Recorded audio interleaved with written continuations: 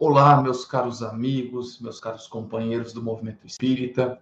É com grande satisfação que retorno ao Centro Espírita João Moreira Rego para compartilhar, o texto de hoje, a palavra de hoje do Evangelho de Jesus, com uma recomendação tão importante para os nossos dias: vigilância e oração. Então, para que nós possamos refletir, nesse dia a respeito desse tema tão importante, agradecendo mais uma vez, o convite feito, eu vou ler uma mensagem a título de exórdio de um livro que foi ditado por André Luiz e psicografado por Chico Xavier. É a obra Agenda Cristã, uma obra tão importante para todos nós, com frases concisas, mas que nos trazem uma reflexão muito importante sobre a vida, como nós nos conduzimos. É a palavra de fé, de esperança que Jesus nos trouxe. Até porque a doutrina de Jesus, o seu evangelho é de amor, é de alegria, é de libertação. Embora nesse trajeto que nós desenvolvamos, nós vamos nos deparar com frustrações, com lágrimas e dores, frutos do nosso equívoco, do mau uso que nós fazemos do nosso livre-arbítrio. Em razão disso, vou ler a mensagem efetivamente, a mensagem 28 da obra Agenda Cristã. Vigiar não é desconfiar, é acender a própria luz, ajudando os que se encontram na sombra. Defender não é gritar, é prestar mais intenso serviço às causas e às pessoas. Ajudar não é impor, é amparar substancialmente, sem pruridos de personalidade, para que o beneficiado cresça, se ilumine e seja feliz por si mesmo. Ensinar não é ferir, é orientar o próximo amorosamente para o reino da compreensão e da paz. Renovar não é destruir, é respeitar os fundamentos, restaurando as obras para o bem geral. Esclarecer não é discutir, é auxiliar através do espírito de serviço e da boa vontade o entendimento daquele que ignora. Amar não é desejar, é compreender sempre, dar de si mesmo, renunciar aos próprios caprichos e sacrificar-se para que a luz divina do verdadeiro amor resplandeça. As palavras tão belas, tão profundas, que o nosso amigo e companheiro André Luiz nos legou por meio da santa mediunidade de Francisco Cândido Xavier. Então, com essas palavras iniciais, preparando os nossos corações para a mensagem de hoje, nós pedimos a autorização do Mestre Jesus nesse momento para a palavra da noite, para os esclarecimentos, para o encargo, qual compartilho com os companheiros do Centro Espírita João Moreira Rego, nessa discussão, nessa troca de experiências, informações, sobre o conhecimento do Evangelho segundo o Espiritismo. Muitas vezes se questionam, as pessoas nos questionam os companheiros do movimento espírita, vocês leem a Bíblia? A primeira pergunta que se faz, vocês não têm uma Bíblia própria? As pessoas fazem essas perguntas, muitas vezes por não conhecer a doutrina espírita, que é natural, até porque elas não têm obrigação de conhecer a doutrina espírita, mas sim, nós nos baseamos no Evangelho de Jesus, especialmente na Boa Nova, onde nós vamos trazer uma série de informações, de suportes, de esclarecimentos sobre o Espiritismo, mas o Espiritismo não como uma nova religião, mas como aquele cristianismo primitivo, redivivo, revivido agora, com novas luzes sobre os ensinamentos de Jesus. Porque o Mestre nos disse que ele não poderia dizer tudo naquele momento, naquele instante que ele estava encarnado na Terra, porque os homens ainda não compreendiam, estavam na sua infância, da infância intelectual e espiritual. Muita coisa ainda precisava ser esclarecida, a ciência precisaria avançar, o homem ter um outro padrão de moralidade. Estávamos falando de homens talhados para o confronto, para a guerra, tá? Para formar os grandes exércitos. Mas agora a humanidade, embora ainda se vê de braços, né, envoltos com esses grandes flagelos, com as guerras, enfim, mas a humanidade hoje goza de um padrão moral diferente. Não desejável ainda, mas um padrão moral diferente, o avanço tecnológico inegável. Portanto, o Espiritismo veio lançar novas luzes, veio erguer o véu daquilo que estava obscurecido. Pois bem, quando Jesus nos diz lá em Mateus 26:41, vigiai e orai. Vejamos, o título da noite de hoje da palestra é Oração e Vigilância, mas nós precisamos fazer uma observação em relação a isso. A recomendação é a vigilância, porque é uma tarefa que cabe a nós. E eu vou explicar um pouquinho mais adiante, que Jesus completa ainda, não só esse binômio, mas que uma tríade, né? Três aspectos fundamentais para o nosso caminhar, para o nosso ser, para o nosso existir. O olhar também é importante. Mas vamos partir pela vigilância e oração. Mas por que Jesus nos recomendou a vigilância e a oração? Mais adiante, nessa mesma oração, ele diz, para que não caias ou para que não entres em tentação. E aí, alguns dizem sim, porque o espírito está pronto, mas a carne é fraca. Não, na verdade, o espírito ainda, ele padece de algumas imperfeições.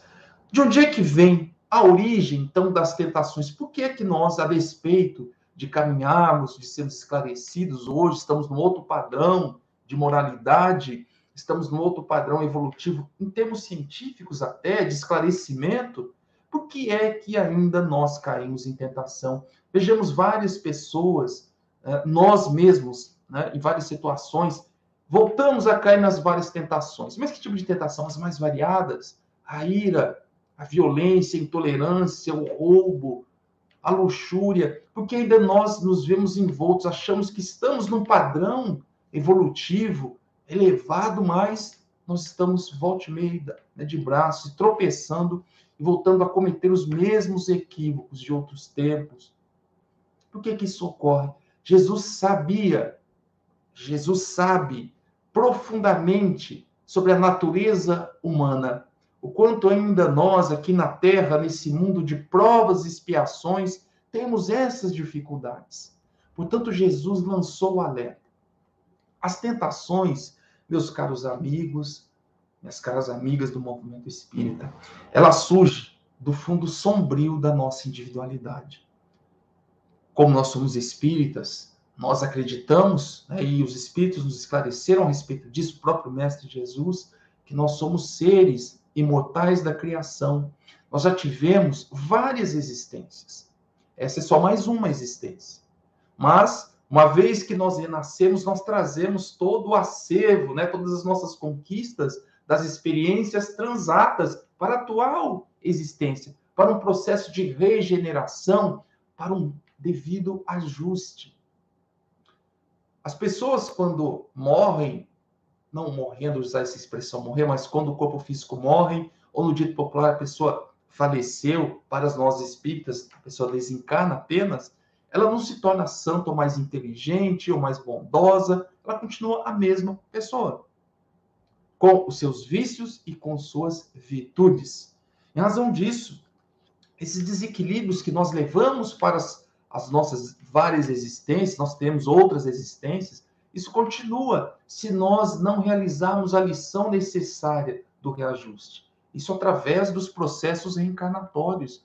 É por isso que, quando nós retornamos ao corpo físico, a nossa experiência reencarnatória, nós achamos que estamos caminhando de maneira correta, e muitas vezes estamos seguindo a orientação do Mestre Jesus, as mais variadas religiões que promovem o bem do ser humano, mas, ainda assim, quando nós nos deparamos com determinada situação, nós saímos do controle, ficamos profundamente tocados ou caímos nas tentações que vão nos desviar ou atrasar o nosso processo evolutivo. Por que isso ocorre?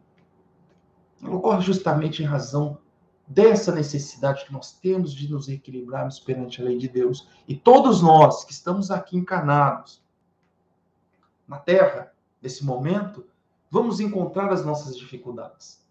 Algumas pessoas sempre se questionam, né? Mas eu não sei qual é a minha missão aqui na Terra, nessa expressão que se utiliza. Eu não sei qual é a minha missão, o que é que eu estou fazendo aqui, né? Alguém precisa me dizer. Alguém precisa me dizer o que eu preciso fazer. Aí falta uma sensibilidade maior, que em Marcos nós vamos ver que Jesus também faz um outro alerta importante sobre isso, né?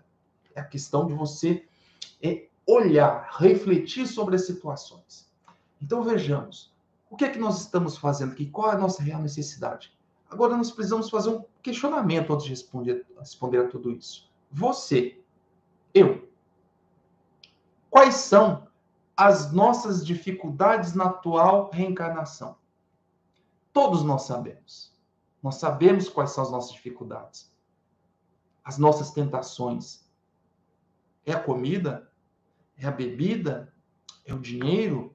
É a luxúria? É o sexo? Enfim, todos nós sabemos aquilo que nos toca, o que é o nosso calcanhar de Aquiles. Então, quando nós defrontamos e nos deparamos com essas situações, nós precisamos fazer uma reflexão. Aí está a vigilância que Jesus nos recomendou, para que nós não voltemos a cair, a cometer os mesmos equívocos do passado. Quando algo me chama muita atenção, eu assisto a uma cena na televisão, de um noticiário, ou numa novela, ou num filme, aquilo me toca profundamente, eu quase saio de mim, enfim, fico exaltado, ou fico muito triste, muito combalido com isso. Aí está um ponto a ser analisado. Será que eu sou aquela pessoa?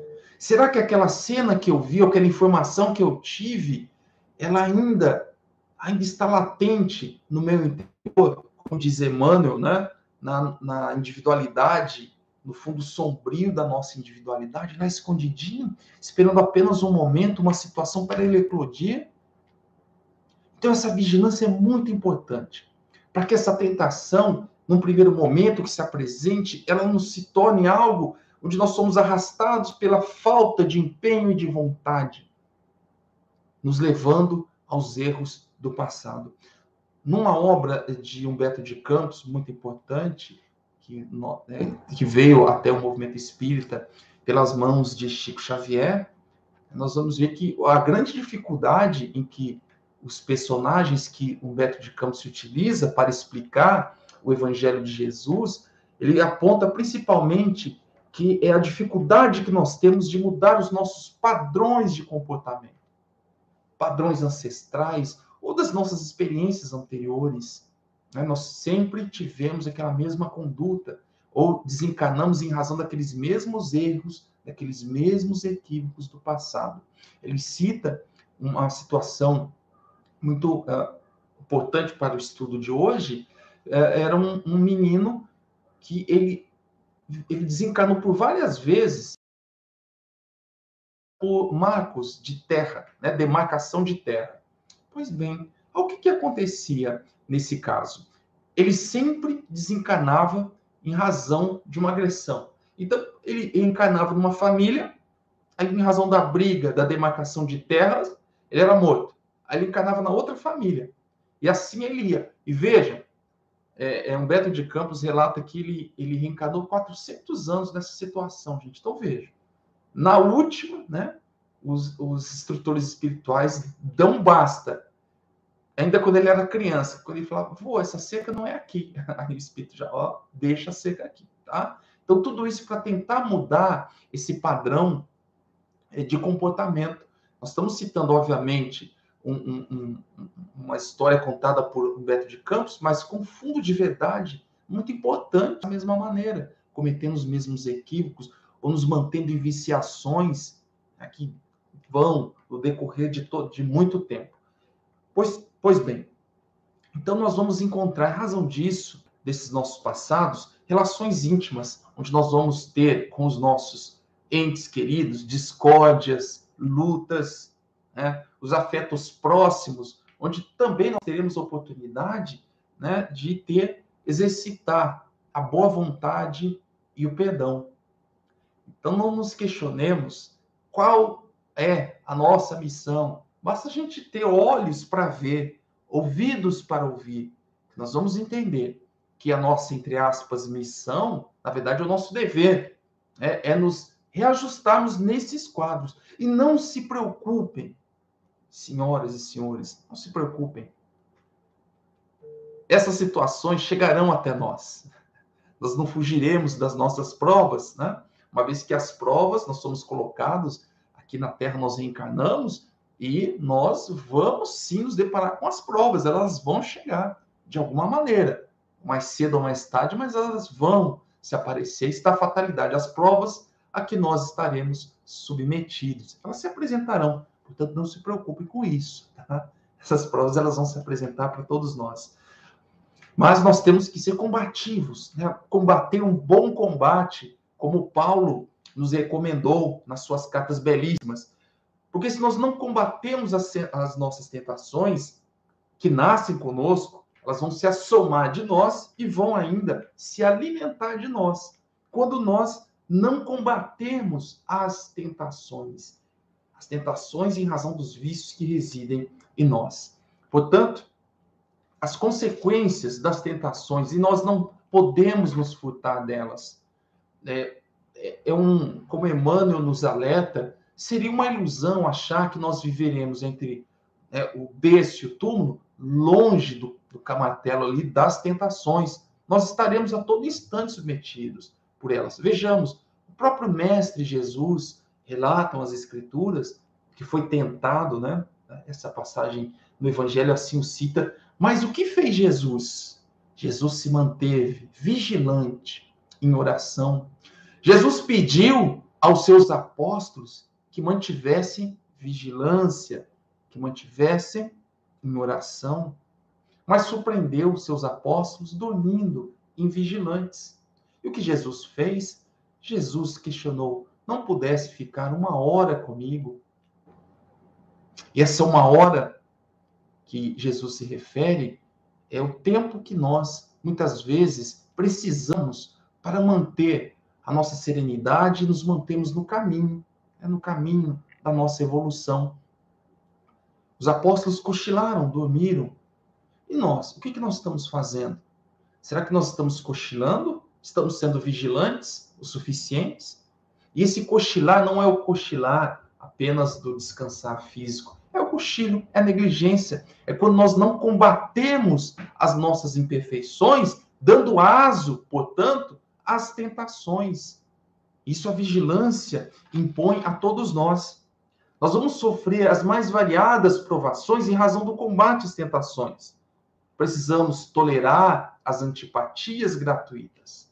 Por que nós precisamos tolerar as antipatias gratuitas? Algumas pessoas se apresentam em nossas vidas e, num primeiro momento, nós temos uma verdadeira sensação de repulsa em relação a elas. Pode ser por vários fatores, uma indiferença, uma diferença de vibração, mas nós defrontamos com ela. Mas existem aquelas pessoas que, no primeiro momento, elas nos desequilibram de uma maneira assim, impressionante. Geram antipatia de um primeiro momento. O que explicaria essa situação? São discordâncias do passado. Ali na sua presença pode estar uma pessoa, ou na nossa presença pode estar uma pessoa que nós tivemos assim embates mortais.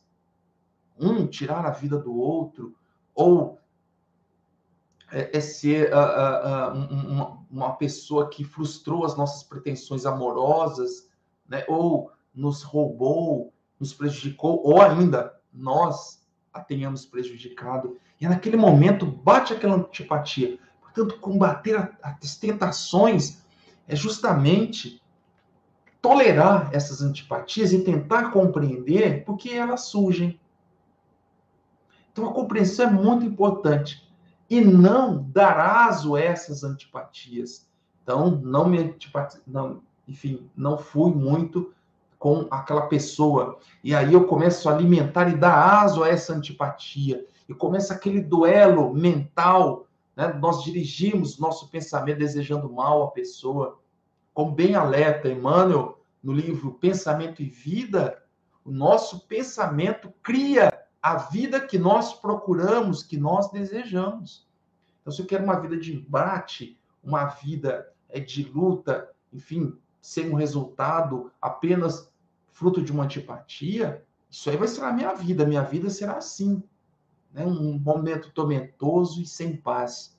Portanto, é importante que nós tenhamos também a capacidade e a resiliência de atravessar tormentas de lágrimas. Porque combatendo dessa maneira, né, as nossas tentações, muitas vezes nós choraremos, verteremos lágrimas, mas na certeza de que mais vale chorar sobre, né, os aguilhões da resistência do que sorrir sobre os narcóticos da queda, como bem alertou o nosso mentor espiritual, Emmanuel, na sua obra Comentários ao Evangelho segundo o Espiritismo. Mas aí, meus caros, nós estamos falando de vigilância, porque a nossa primeira tarefa é sermos vigilantes. Nós nos notarmos, nos enxergarmos como seres imperfeitos. Isso nos vai colocar de uma maneira, uma posição de humildade, buscar construir em nós a humildade, nos reconhecermos seres imperfeitos, ainda necessitando, né, de aprender as lições aqui na Terra, as lições necessárias, temos a caridade em nossos corações. Isso é muito difícil, não é fácil. Eu não estou aqui para dizer que ser humilde, caridoso, não é uma tarefa fácil, até porque a caridade, por ser a mais nobre das virtudes, ou a lei, né, como os Espíritos nos revelam, a lei que poderia sintetizar as demais leis morais que o Espiritismo nos revelou, é a lei de justiça, amor e caridade. O que é ser caridoso? Ser caridoso é ser humilde, é reconhecer que nós temos defeitos. Ser caridoso é tolerar essas relações de antipatia, exercer no âmbito dos nossos lares, com os nossos entes queridos, a boa vontade, o perdão, conviver. A caridade, segundo o Espiritismo, é ser benevolente para com todos, indulgência com as imperfeições alheias e perdoar todas as ofensas. É tarefa fácil? Não é tarefa fácil. É uma tarefa muito difícil, diante das nossas condições morais, das nossas condições espirituais. Não é tarefa fácil, mas não é impossível. Porque nós devemos, obviamente, né, a entender e seguir o ensinamento do Mestre Jesus, que diz que é possível fazer tudo o que ele fez e muito mais. Basta que nós deixemos brilhar a nossa luz interior. Mas é uma tarefa difícil, é uma tarefa que exige empenho, dedicação e constância. E como bem pontuou, né, Emmanuel, como disse há pouco, nós verteremos muitas lágrimas para isso, porque isso vai impactar diretamente numa chaga moral, né, na chaga mais persistente que ainda reside em nós, que é o orgulho. Esse orgulho, né, de reconhecer que nós estamos errados é difícil, é bem complicado para todos nós, né, mas nós precisamos ter um olhar para isso. E é esse olhar que nós vamos ver ainda Jesus falar em Marcos. E aí Jesus diz o seguinte: olhai, vigiai e orai, pois não sabeis quando será o tempo. Mas que tempo? Mas vamos ver lá. Meus caros, nós precisamos, além da vigilância, mobilizar também recursos de reflexão e análise de nossas vidas. Nós vivemos num mundo, né, no mundo tecnológico, da velocidade da informação. Tudo é veloz, tudo tem que ser rápido, tudo tem que ser para ontem. Eu sempre digo, as pessoas se comunicavam por cartas, escreviam uma carta, colocavam no correio, e demoravam, passavam-se os dias, e nós recebíamos a carta, recebíamos as notícias. Depois nós evoluímos, fomos para o e-mail, as pessoas iam no computador, enviavam um e-mail, né? E aí a pessoa, algumas horas no dia, verificava lá se tinha um e-mail, lia a mensagem, respondia. Hoje nós temos as comunicações instantâneas, né? Pelos vários aplicativos de conversas instantâneas. E vejam, Se eu envio uma mensagem, passado 1 minuto, não me responde, eu vi que tem aquele tracinho azul, pronto, aquilo acabou. A pessoa, né, não me considera, não me dá valor, não respondeu. Ou aquela expressão, está me dando um vácuo. Né? A gente vive num mundo assim. Rapidez da instantaneidade. E cada vez as coisas mais rápidas, né? A nossa internet tem que ser a mais rápida e cada vez vai aumentando, aumentando, aumentando.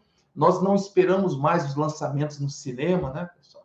A gente já quer ver antes, né, de sair no cinema, aquela coisa toda. Então, nós estamos vivendo uma sociedade hoje de ansiosos. Nós fazemos uma prova num dia e no mesmo dia a gente já quer saber a nota. A nota tem que sair na hora. Não espera a próxima aula, o professor se organizar para corrigir com o cuidado necessário. Mas os alunos vivem numa ansiedade tremenda. E nós estamos envoltos nessa situação de ansiedade, que provoca em nós ansiedade pelo pensamento acelerado. E muitas vezes nós não conseguimos olhar, ter olhos para ver. Isso não é redundância? O olho não é para ver? Não nesse sentido, pessoal. Obviamente estou falando aqui de reflexão, de análise das coisas, do ambiente em que nós estamos envoltos, das situações, da intuição, da troca de pensamentos entre encarnados e desencarnados. Nós não temos essas percepções. Para aqueles que trabalham nas lides mediúnicas, no trabalho mediúnico, nós vamos ver que nos primeiros anos de estudo, o alerta que os instrutores nos fazem é: conheça-te. Já dizia lá atrás, na antiguidade, um antigo filósofo: conhece-te a ti mesmo. Nós precisamos fazer isso até hoje, nas lides mediúnicas também, para que eu possa identificar o que é o meu pensamento, o que é o pensamento de outra mente, que se associa para dar, então, para a concretização do chamado fenômeno mediúnico. Né? Isso a gente precisa fazer essa análise. Pois bem, então nós precisamos ponderar, nós precisamos refletir, examinar para que a vigilância seja completa. Não existe vigilância sem olhar. Nós somos os vigilantes, os sentinelas de um quartel, por exemplo. Não basta estar vigilante, eu preciso olhar ao redor, refletir sobre a situação. É necessário penetrar a intimidade essencial das situações e dos acontecimentos. Nós precisamos olhar o trabalho de cada dia. Como assim, Marcos? Olhar mais o quê? Veja, nós precisamos entender e refletir sobre os sinais ou as informações que nos chegam no dia a dia. O amor universal, ele favorece a escola. Mas se nós insistirmos em não ir à escola, não estudar, nós permaneceremos nas regiões ou enfim, na penumbra da ignorância.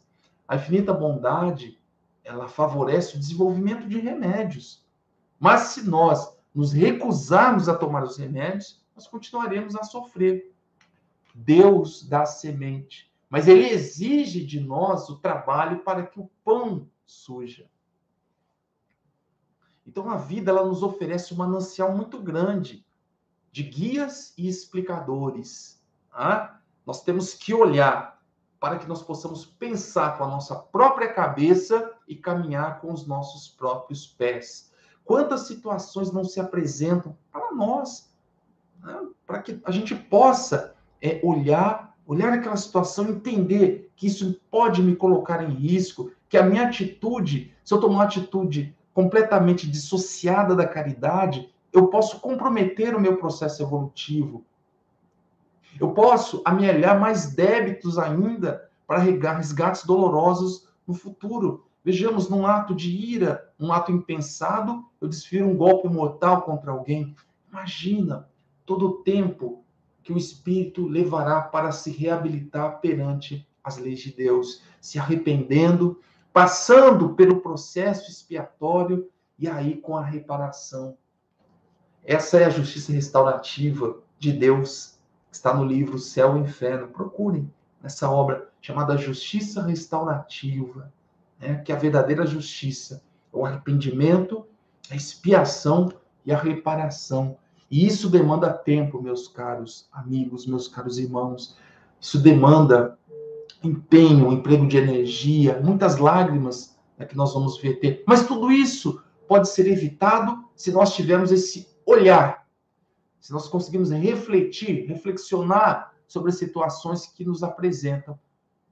E a doutrina espírita faz isso, é nosso guia, nosso explicador, os nossos amigos espirituais, né, os nossos anjos da guarda, os espíritos que nos querem, que torcem para o nosso bem, os espíritos encarnados também, porque vejam, não é só o espírito desencarnado, não, que nos dá conselho, que nos esclarece. Os espíritos encarnados também, que estão próximos diante de nós. Não precisa nem ter evidência para isso, nem audiência, simplesmente falar com um companheiro, né, que quer o nosso bem, que sejam os nossos filhos, os nossos companheiros, nossos pais, os nossos irmãos. É preciso a gente também abrir os nossos ouvidos, os nossos olhos para essas mensagens. Pessoas que surgem em nossas vidas com uma mensagem, com oportunidade de mudar a nossa vida, a nossa maneira de se comportar, enfim, de conduzir as nossas vidas em processos destrutivos. É como a bebida em excesso, o cigarro em excesso, enfim, o apego, o egoísmo, né, doentio. E de repente aparece uma situação, uma pessoa que nos mostra um outro caminho, mas muitas vezes nós estamos cegos por essas imperfeições. Portanto, o olhar é importante, como Emmanuel coloca. A providência divina, ela favorece a construção de escola. Mas se eu me recuso a estudar, permanecerei na ignorância. Ou tal como o irmão do filho pródigo, quando o seu irmão retorna, o pai o recebe com festa, mas esse irmão se recusa a sentar-se à mesa e partilhar desse banquete. Será que nós não somos, muitas vezes, o irmão do filho pródigo? Nós nos vamos lá por orgulho, enfim, acho que nós estamos conduzindo as nossas vidas, mas aí nós podemos também sofrer em razão dos nossos equívocos. Lembrando, Deus não castiga ninguém. Deus é a bondade infinita. Ele não castiga ninguém.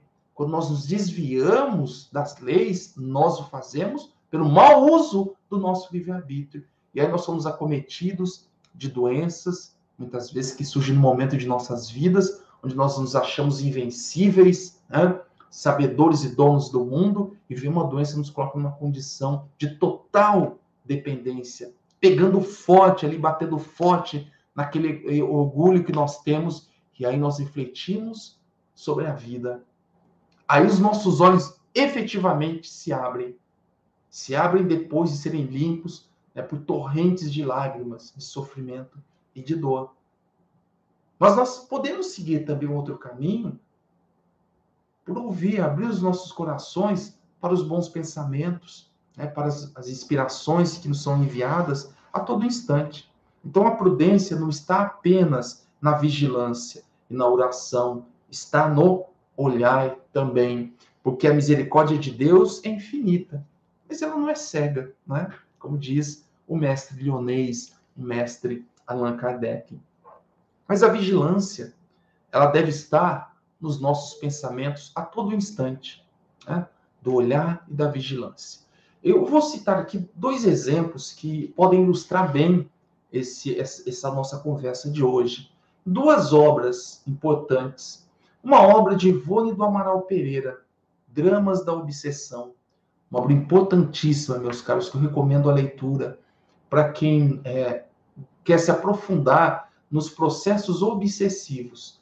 O caso de Leonel é um caso em que, perdão, todos os membros da família são obsidiados. E todos têm, em razão dos seus algozes, implantado em suas mentes a ideia do suicídio. Todos os membros se colocam. Alguns já haviam se suicidado e os outros estavam num processo muito grave de obsessão. E a ordem era que eles se suicidassem. É o caso da família de Leonel.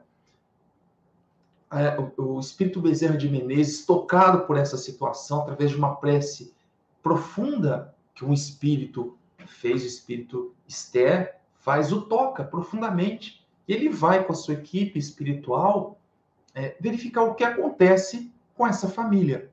E, no fundo, ele descobre que a família de Leonel, em existências anteriores, durante o período da Inquisição em Portugal, aniquilou uma família de cristãos novos, que eram judeus, que eram obrigados a se converter ao cristianismo.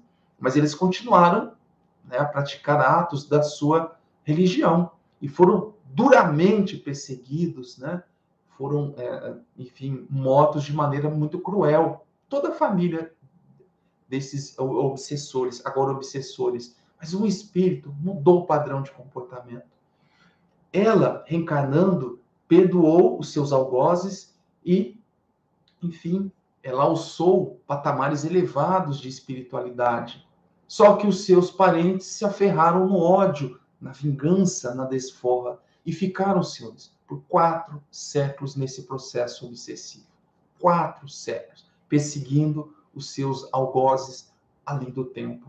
Até que o trabalho incessante do espírito Bezerra de Menezes, né, que é levado ao final para uma casa espírita, para que esses espíritos pudessem ser tocados no fundo de seus corações. Eles não estavam vigilantes, eles estavam ali passando por um processo de 4 séculos, apresentando-se de maneira ainda como estavam quando o seu desencarne na Europa, né, no século XVI, ainda, né, com seu corpo espiritual todo deformado, queimado, roído por ratos, enfim, porque eles se mantiveram na invigilância.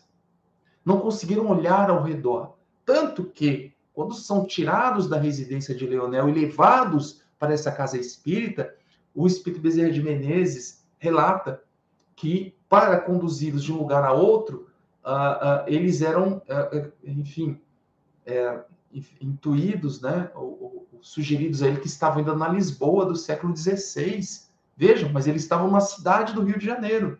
Então, vejam como esses espíritos ainda estavam perdidos e lá esclarecidos para uma nova retomada dos seus rumos, com o pedido à espiritualidade que eles pudessem reencarnar juntos, algozes e vítimas, para um processo de reparação.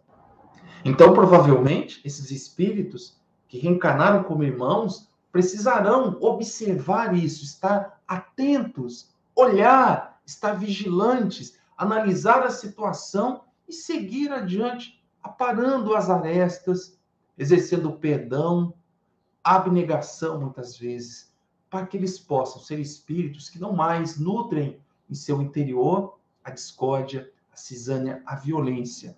Vejam, senhores, que eu estou citando aqui um caso de 400 anos, né, que os espíritos ficam nesse sofrimento atroz, sem ainda expressar o amor.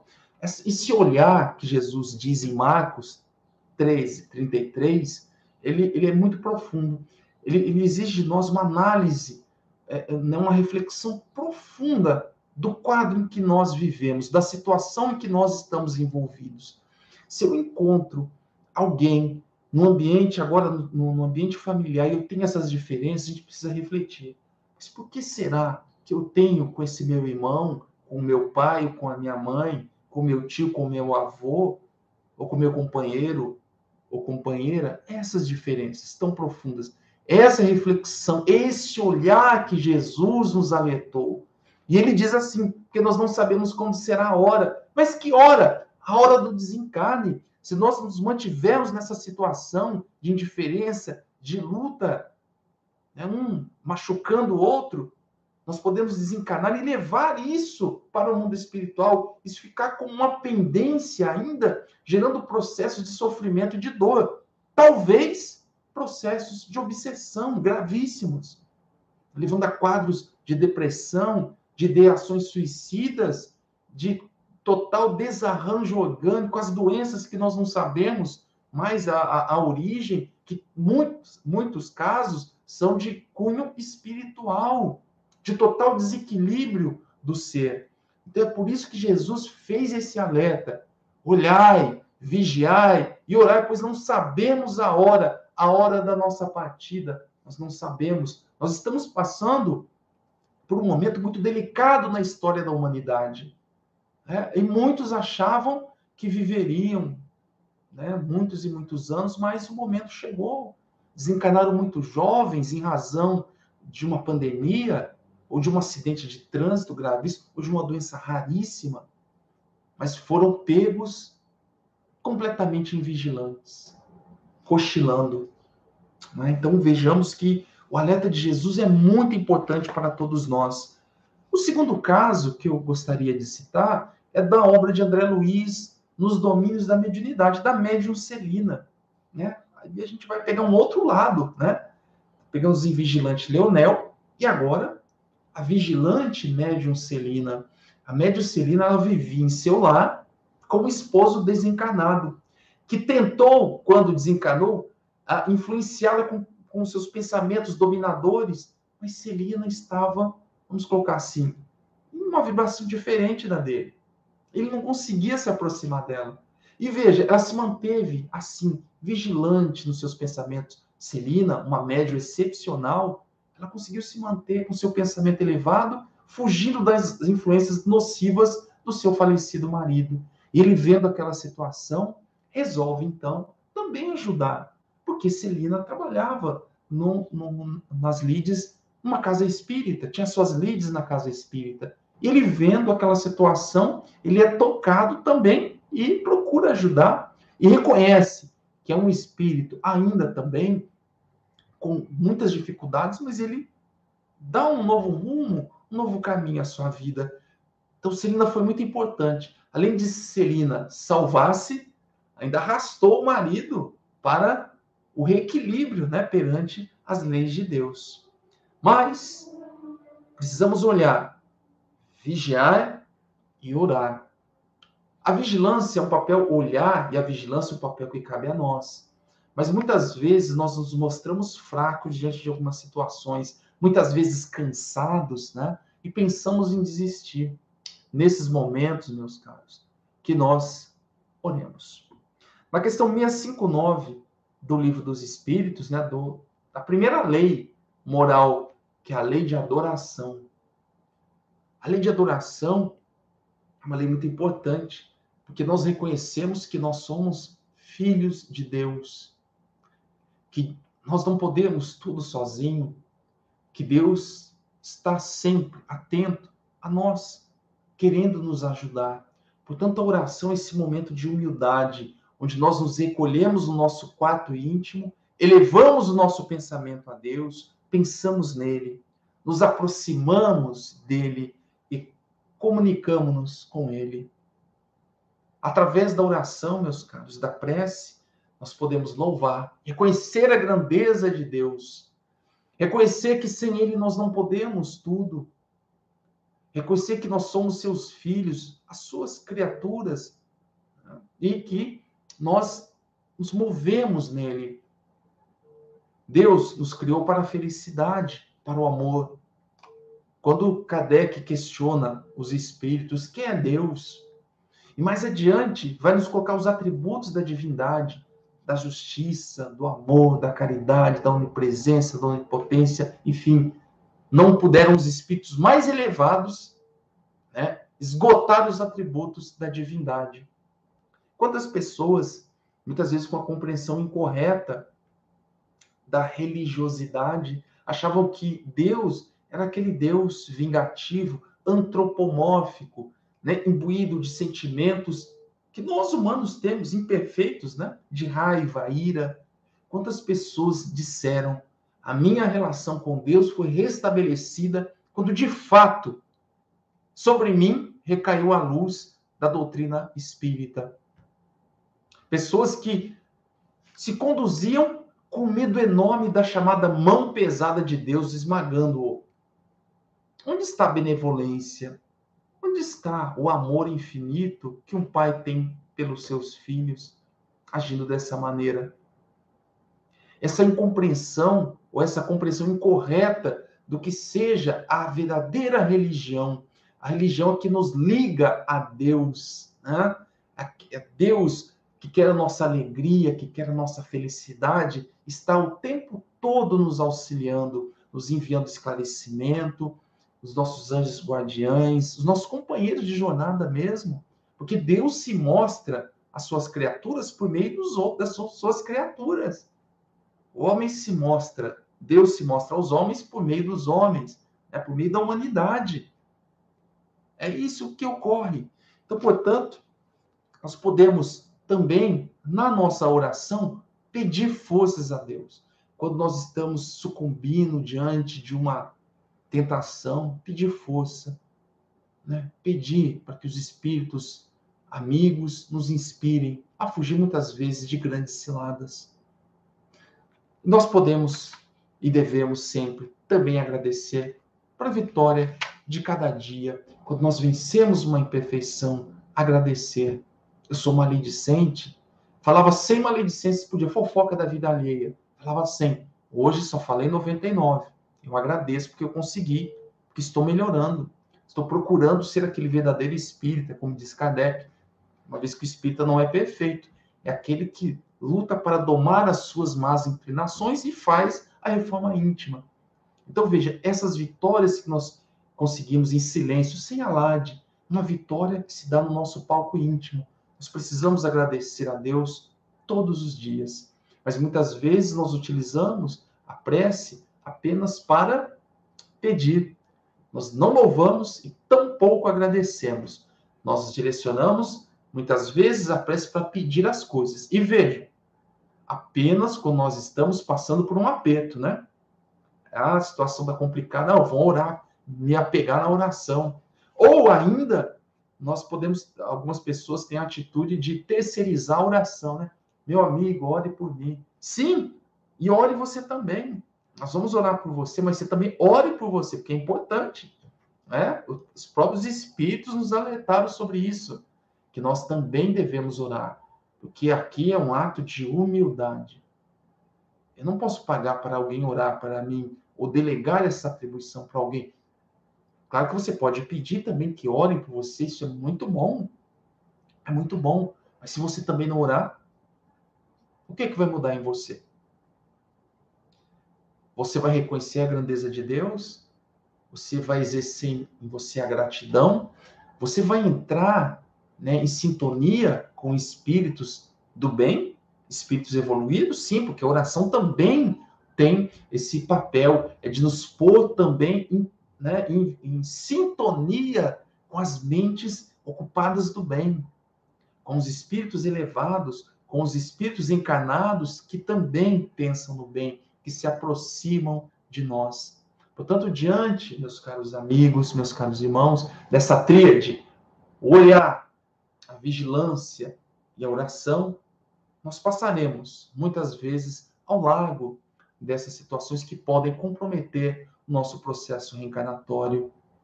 E vencendo essas tentações, que nós sempre oremos a Deus, reconhecendo a sua grandeza, pedindo forças para um novo dia de luta e de batalha para o nosso processo evolutivo, e também agradecer sempre pela vida, agradecer pela oportunidade reencarnatória que temos, haja vista que nós somos espíritos endividados, que estamos tendo uma oportunidade bendita de resgatar equívocos do passado, reconstruir relações amorosas, de confiança e de paz, para que nós possamos, sim, seguir firmes rumo ao nosso processo evolutivo, a nossa evolução espiritual, amealhando mais amigos, curando as feridas do passado.